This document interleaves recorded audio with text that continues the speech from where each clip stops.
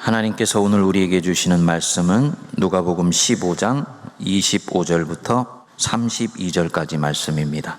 마다들은 밭에 있다가 돌아와 집에 가까이 왔을 때 풍악과 춤추는 소리를 듣고 한 종을 불러 이 무슨 일인가 물은데 대답하되 당신의 동생이 돌아왔음에 당신의 아버지가 건강한 그를 다시 맞아들이게 됨으로 인하여 살진 송아지를 잡았나이다 하니 그가 노하여 들어가고자 하지 아니하거늘 아버지가 나와서 권한대 아버지께 대답하여 이르되 내가 여러 해 아버지를 섬겨 명을 어김이 없거늘 내게는 염소 새끼라도 주어 나와 내 벗으로 즐기게 하신 일이 없더니 아버지의 살림을 창녀들과 함께 삼켜버린 이 아들이 돌아오매 이를 위하여 살진 송아지를 잡으셨나이다.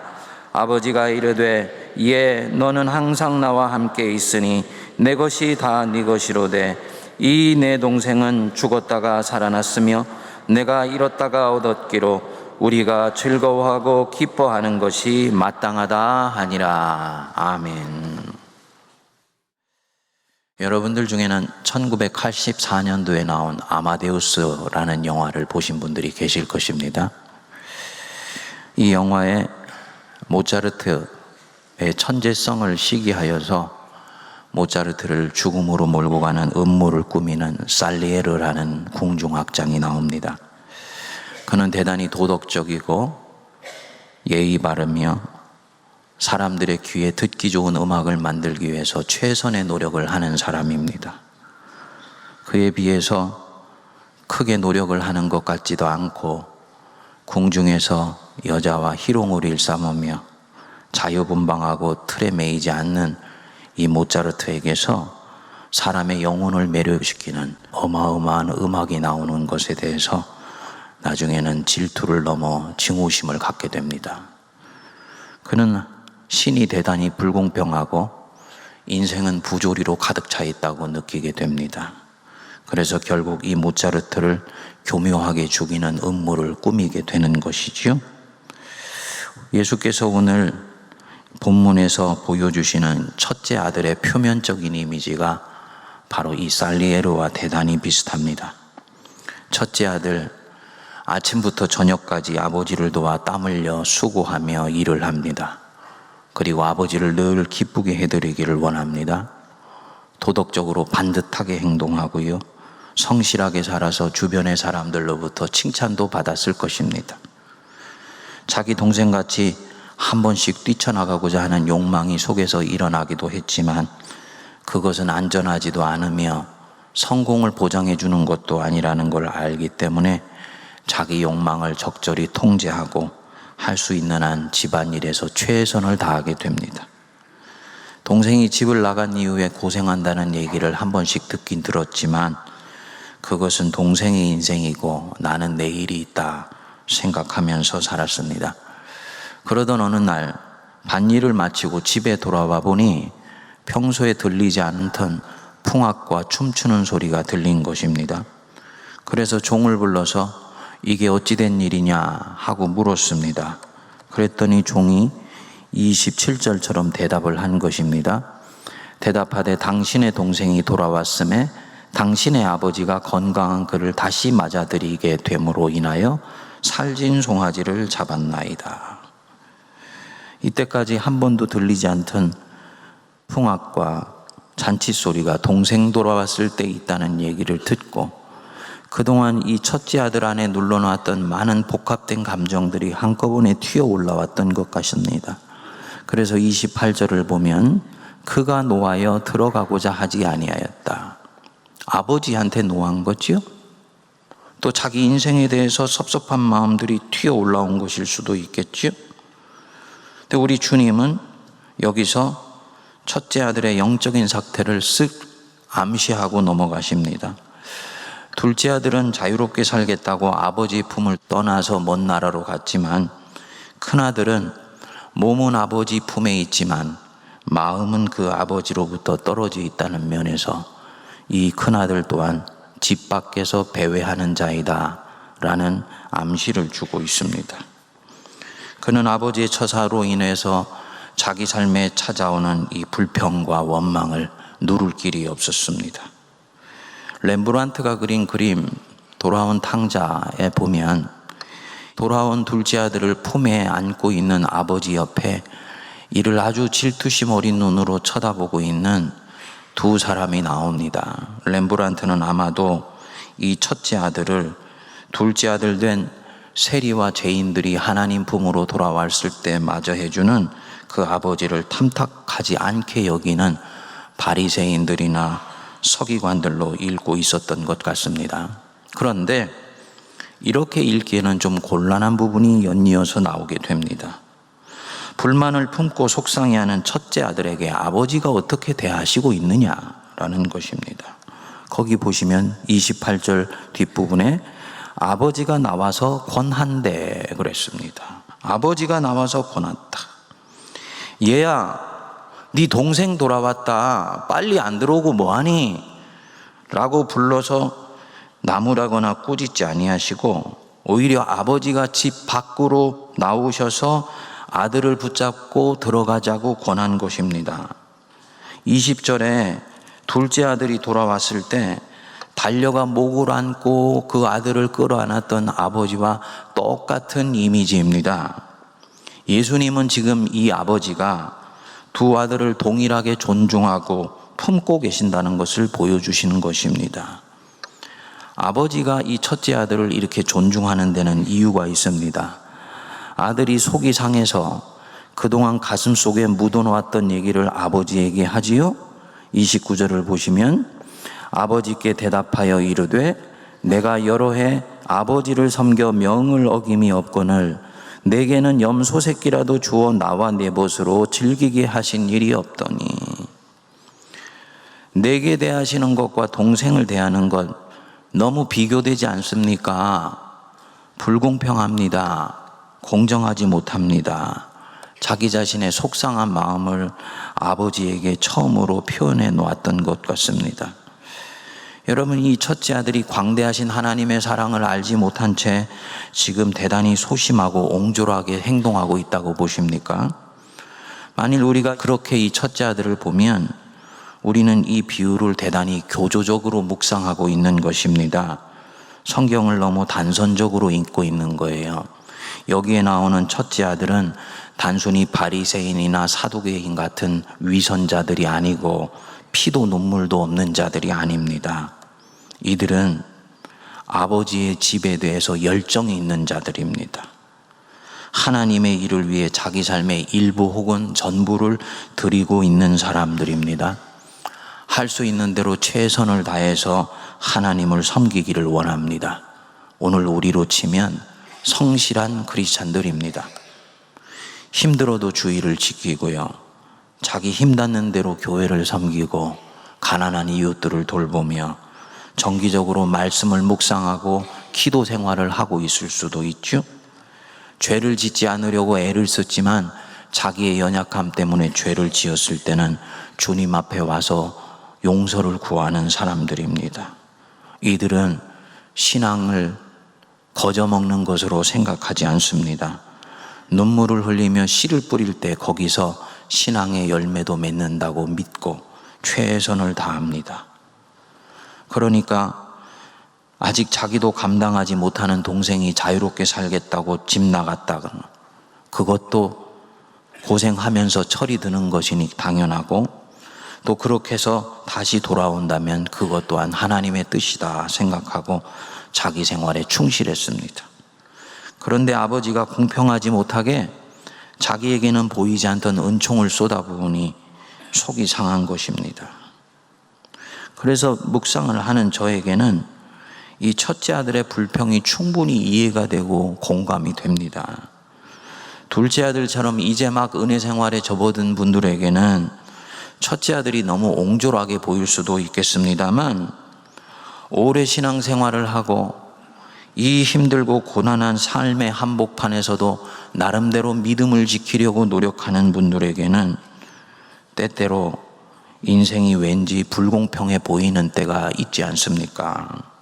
여러분, 누구는 큰아들처럼 맨날 아버지 도와서 고생만 하라고 부름받고 씨만 뿌려야 되고 밭갈이만 해야 되며, 또 누구는 실컷 죄를 지어도 은혜 안에서 회개하면 그 뿌린 열매와 결실들을 다 받아 누리는 그런 행복한 인생 살도록 부름받았습니까? 그렇지 않지요. 그리고 아버지도 이것을 알고 있어요. 그래서 이 아들에게 아버지가 뭐라고 그러십니까? 31절 우리 같이 한번 읽어보겠습니다. 아버지가 이르되 너는 항상 나와 함께 있으니 내 것이 다 네 것이로되. 얘야, 헬라어로는 테크논, 애정을 담아 상대방을 부를 때 쓰는 말이 이 테크논이라는 뜻입니다. 영어 성경에는 my son 이렇게 나와 있습니다. 내 아들아, 그 뜻이죠. 사랑하는 내 아들아, 너는 항상 나와 함께 있으니 내가 가진 모든 것이 다 네 것이다. 아버지가 불평하는 맏아들을 나무라시지 않고 있다는 얘기입니다. 너는 왜 그렇게 속이 좁니? 죽었다가 네 동생 살아났는데 이 정도도 이해를 못 해주니? 나무라시는 게 아니에요. 너는 네 동생처럼 죄 지을 용기도 없어서 집 주변을 맴돌고 있잖아. 사실은 너는 집 안에 있으면서 네 동생과 마찬가지로 애비 마음 몰라주는 것은 마찬가지 아니냐? 이렇게 아픈데 찌르시지 않았습니다. 오히려 사랑하는 내 아들아, 너는 항상 나와 함께 있었다. 너는 힘들어도 내색하지 않고 내 농장을 묵묵히 지켰고, 고되어도 포기하지 않고 내 옆에 늘 함께 있어줘서 네 자신이 나에게 얼마나 큰 힘이 되었는지 모른다. 내가 너를 정말 기쁘게 생각한다.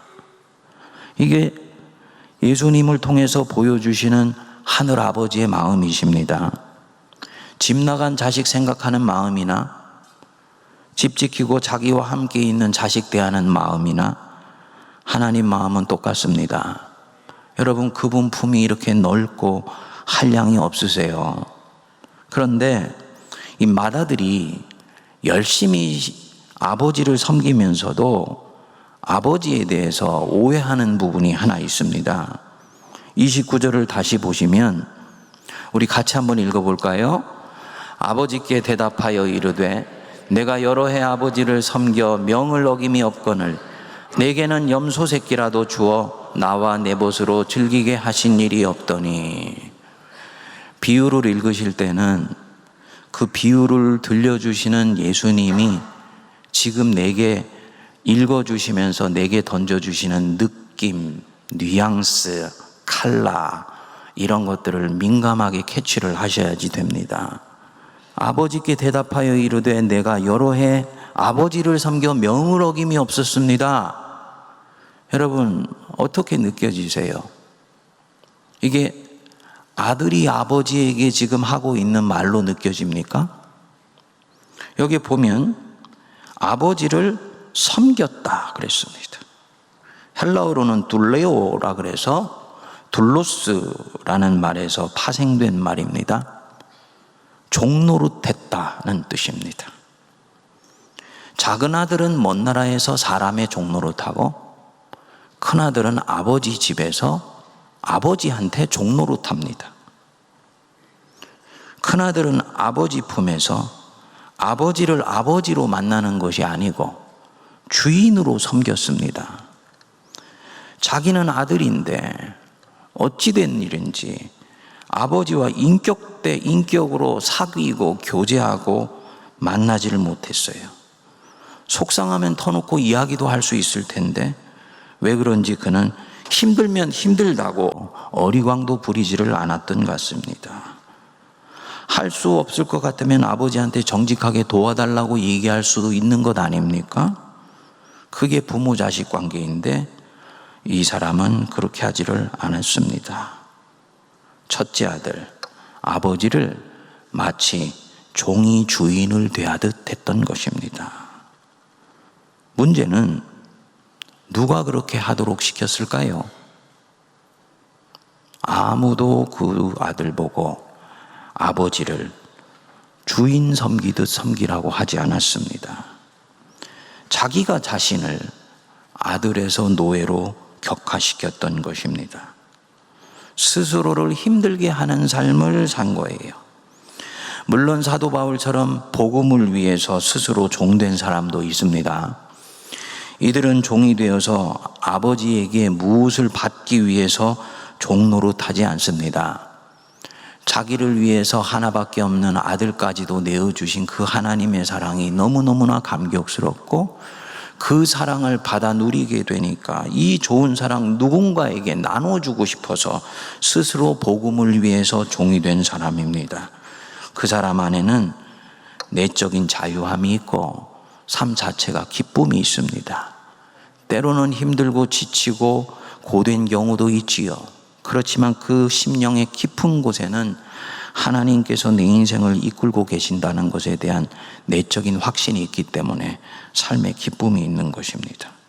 반면에 이 아들은 마음의 동아줄을 만들고 자신을 칭칭 동여매어서 스스로 노예가 되어 살았습니다.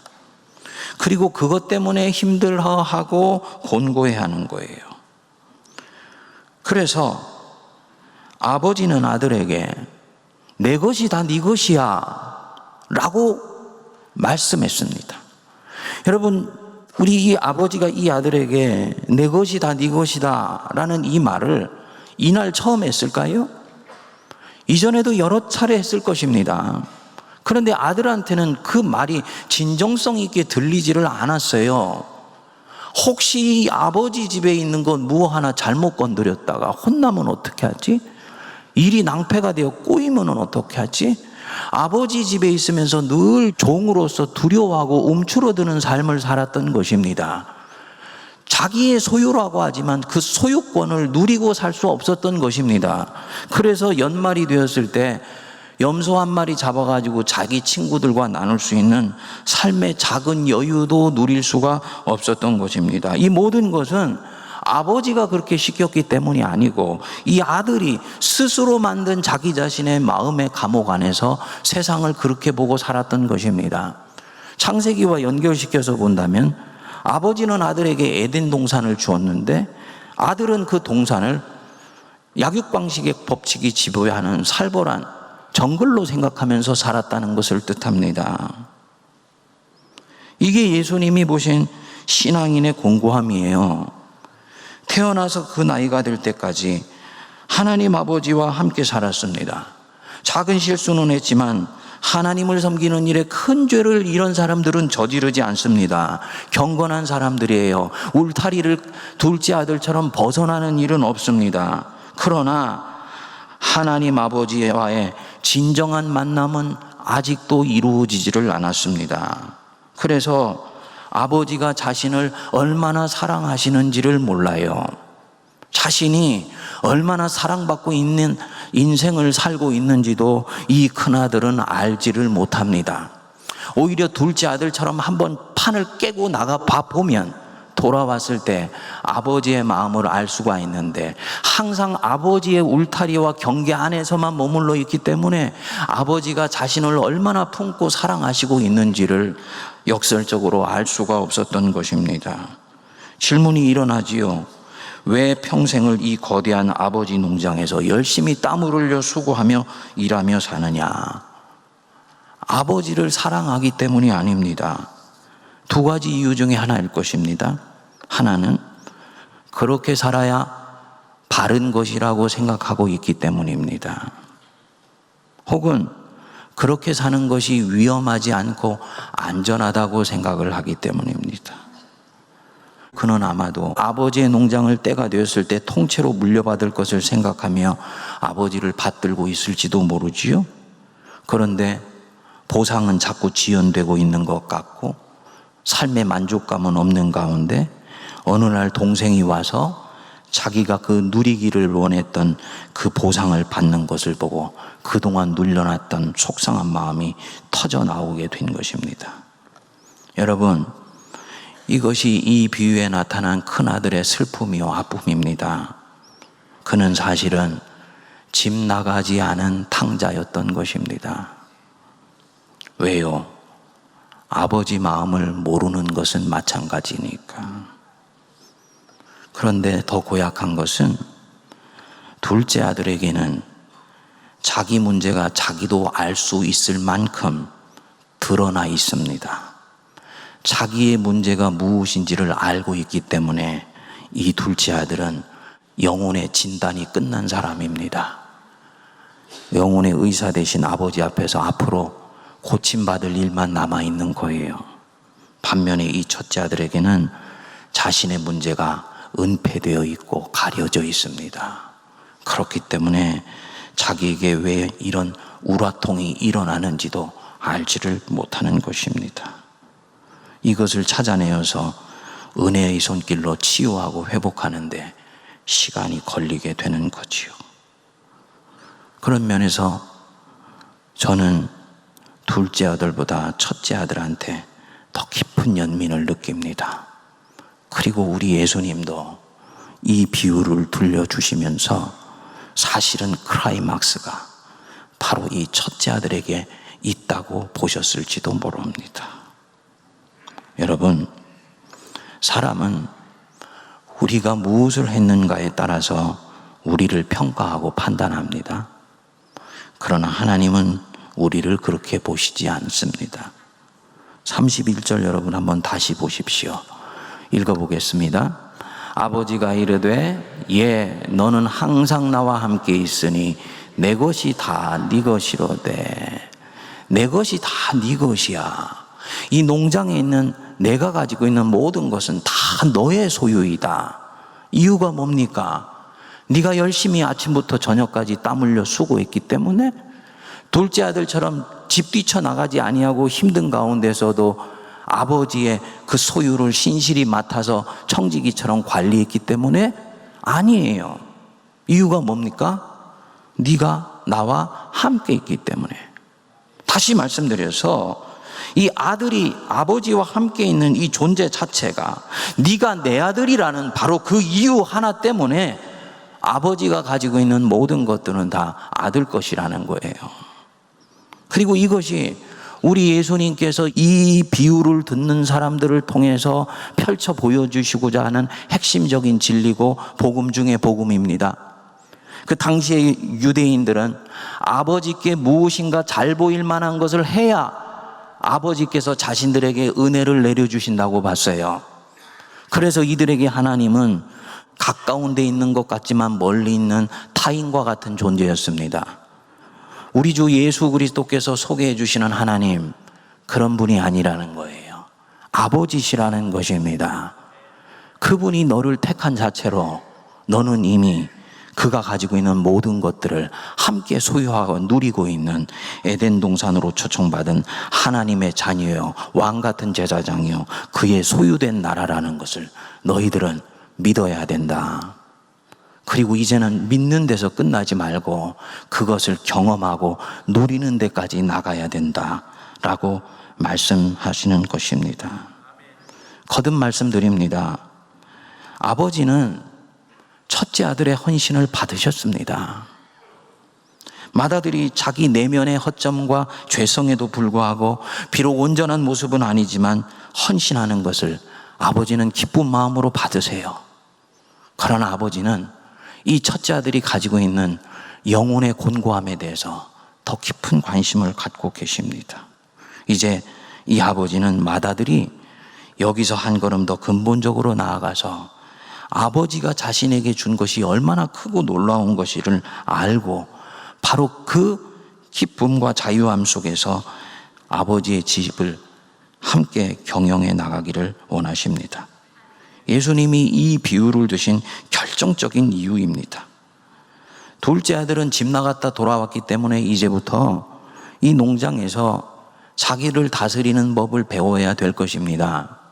첫째 아들은 이미 자기를 다스리는 법을 배웠어요. 율법과 계명의 울타리 안에 겸손히 머무르는 법을 이미 배우고 있습니다. 그러나 첫째 아들 또한 배워야 되는 더욱더 중요한 부분이 있습니다.